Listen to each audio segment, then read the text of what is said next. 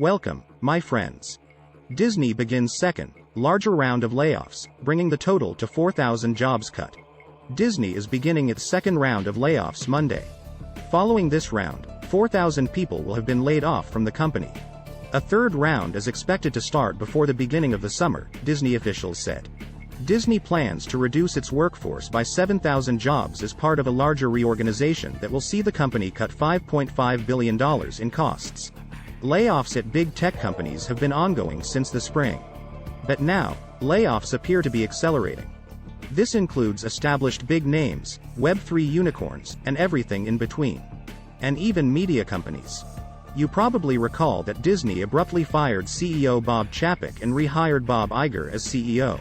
And Iger has made some pretty tough decisions in recent weeks. Disney's position in the entertainment ecosphere is not what it used to be. And Iger said that changes need to be made. That includes a major restructuring.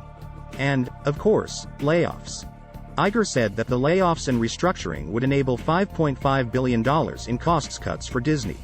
The world is still reverberating from the 50% layoff at Twitter. And the 11,000-person layoff at Meta. But it seems as though Wall Street analysts are rewarding CEOs for laying off employees. This video continues our coverage of the wave of layoffs sweeping the United States. What does it mean for the economy? And, what does it mean for the future of the United States? But, before we get into all of that, please press the like button and leave us a comment below. We would love to hear from you. Please subscribe and hit the bell icon so that you are notified of upcoming videos when they are released. And, before we continue, a word from the sponsor of this video. Today's sponsor is InnerLife.com, creator of the InnerLife STS system.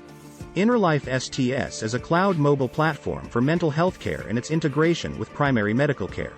InnerLife STS is designed for assessment, data collection and analytics, documentation, and progress tracking. InnerLife STS creates and composes conceptualized narratives and builds them into professional-grade reports. These reports are designed for use by mental health professionals, primary care physicians, justice system professionals and universities and include mental health assessment reports, mental health treatment reports, and treatment progress reports. And InnerLife STS uses doctor-selected pseudonames for all patients. So, only the doctor knows the patient identity. Disney began its second, larger wave of layoffs Monday. This round of layoffs brings the total job cuts in recent weeks to 4,000 when the latest round is completed. Earlier this year, Disney said it would slash 7,000 jobs from its workforce as part of a larger reorganization of the company that will see it cut costs by $5.5 billion. The announcement was made during Bob Iger's first earnings call since returning as CEO. Disney officials said Monday, "We don't take the departure of so many colleagues lightly." Eliminating 7,000 jobs from its workforce equates to about 3% of the roughly 220,000 people Disney employed as of October 1, according to a securities filing, with roughly 166,000 in the US and about 54,000 internationally. Disney notified employees of a first wave of layoffs on March 27. There were also cuts in its Metaverse Strategies unit and part of its Beijing office.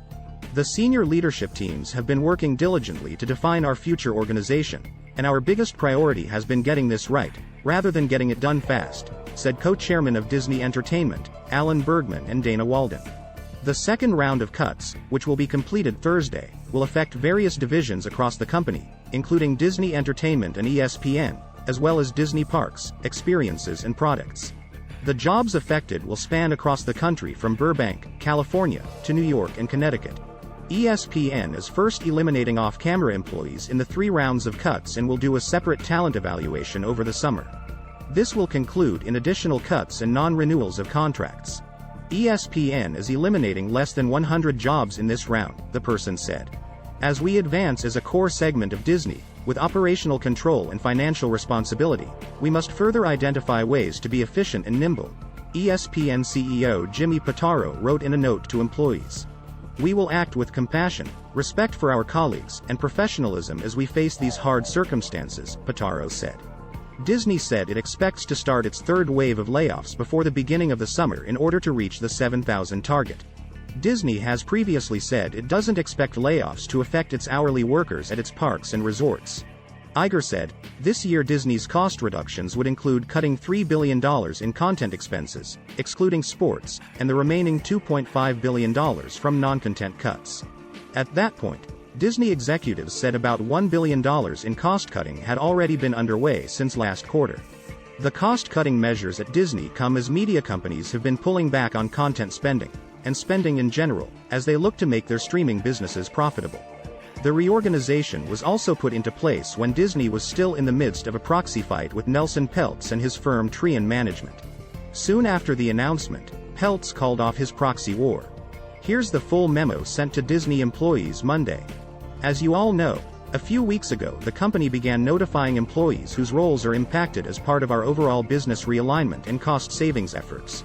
We wanted to share that notifications will continue in many areas of the company over the next several days.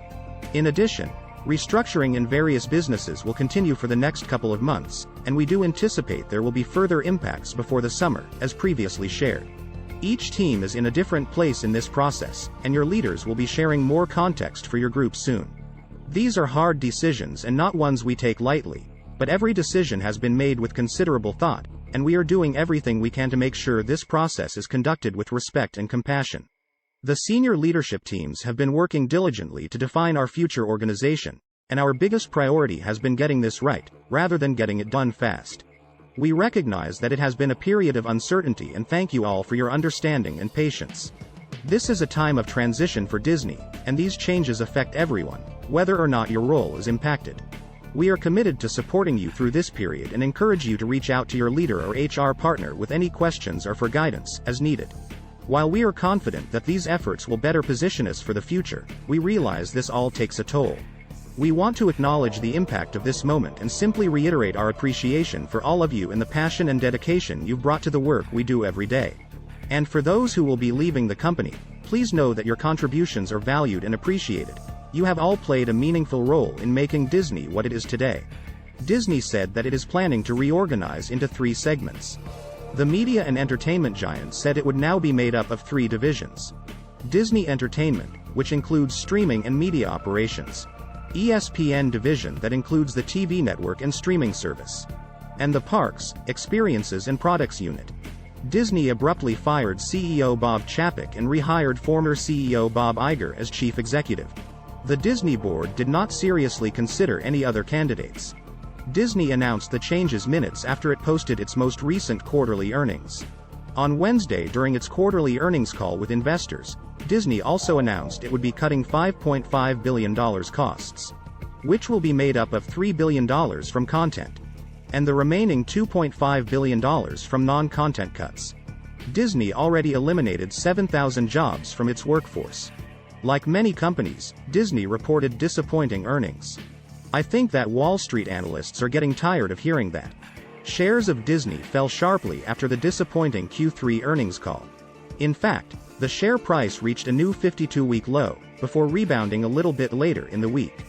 Disney's streaming service Disney Plus lost $1.47 billion in Q3.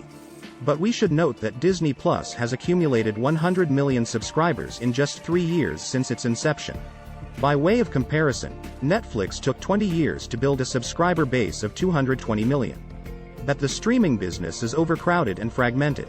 As you probably already heard, other large media and entertainment companies have made job cuts this year. It seems that CEOs are getting the message from Wall Street analysts that the more layoffs, the more we will recommend your stock. Despite its losses, Disney Plus has shown excellent growth. If it truly becomes profitable in 2024, that will be a good outcome. I often wonder when CEOs say that business travel should be cut to only essential trips. Why haven't they been approving only essential trips all along? It makes me feel that, outside of this newly created period of austerity, wasteful business trips are okay. And it somewhat makes me lose faith in how corporate America is managed. On the other hand, I would say that Disney has a lot of moving parts. Theme parks are just getting back on their feet after the pandemic. But have you checked entry prices to Disney theme parks lately? And I really wonder whether they are pricing out average American families. Disney does need to rationalize the financial picture and bring its earnings in line with stock valuation. But given the fragmentation of the streaming industry, consolidation must take place. So, Disney needs to decide whether it wants to be a buyer or a seller in that space. Given Disney's vast library of titles and ownership of ESPN, I would say that it needs to be a buyer. I would say that Disney needs to get its share price and earnings up so that it can be something of a consolidator in the streaming space. Hopefully for Disney, this newly discovered financial discipline will help to get them where they need to be. But, what do you think? Please leave us a comment below and hit the like button. We would love to hear from you. Please subscribe and hit the bell icon so that you are notified of upcoming videos when they are released. Please share this video on social media. Thank you for watching.